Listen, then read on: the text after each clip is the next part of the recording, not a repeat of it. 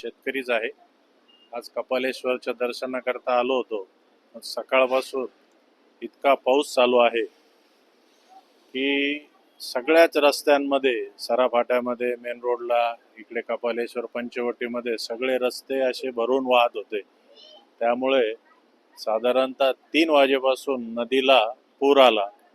बाणेश्वर महादेवजी पाण्यात आहेत, गंगा गोदावरी मंदिरही पूर्णपणे पाण्यात आहे आणि आत्ताही अतिशय मोठ्या प्रमाणात नदीला पाणी चालू आहे। या ठिकाणी अनेक कार्यक्रम होता, त्या ठिकाणी देखील पाण्यात हा पहिलाच पाऊस आहे। काय सांगाल आनंद पावसाचा? पावसाचा तर आनंद हा शेतकऱ्याला तर सगळ्यांपेक्षा जास्तच असतो, पण कालपासून जी सततधार चालू आहे त्यामुळे सर्व वातावरण अतिशय उल्हासित आहे। सर्व झाडे, सर्व बाजूचं जे काय धूळ माखलेली होती, काही रस्त्यावर धूळ होती, सगळ्या बाजूला असं। तुम्ही गंगेवर आलात, हो, काढण्यासाठी आलात, काय सांगा?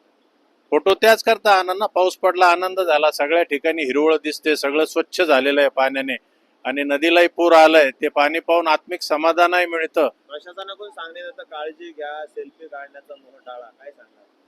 प्रशासनाकडून सांगण्यात येत आहे ना, आता इथे सुद्धा पोलीस लोक आहेत, प्रशासनाकडून ती व्यवस्था केलेली। आता इथे ट्रॅफिक हवालदार आहेत, माईक वरून सारखं रिक्षा, गाड्या यांना काढायला लावलं आहे आणि नेहमी सारखं अनाउन्सिंग इथे चालू आहे। प्रशासन पण त्या पद्धतीने व्यवस्थिशीर काम करत आहे।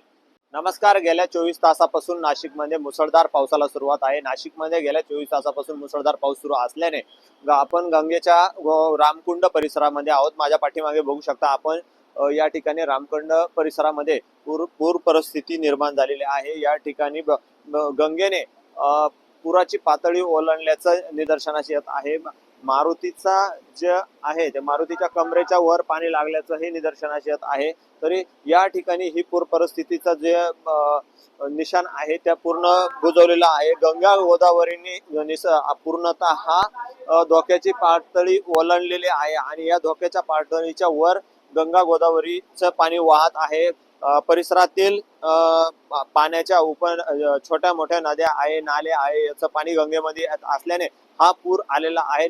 गेल्या 24 तासापासून मुसळधार पाऊस सुरू असल्याने या ठिकाणी हे पाणी सुरू आहे। तसेच अद्यापपर्यंत धरणामध्ये कुठलाही पाणी साठा जास्त नसून, परंतु धरणातून पाण्याचा विसर्ग नसताना देखील पाणी नदीला पूर आलेला आहे। हा सर्व फ्लो हा छोट्या मोठ्या नद्यांचा, नाल्यांचा असल्याने या ठिकाणी पूर्णतः पाणी भरून आल्याचं निदर्शनास येत आहे। Camera person Ganesh, Amol Jadhav, Navrashtra, Nashik.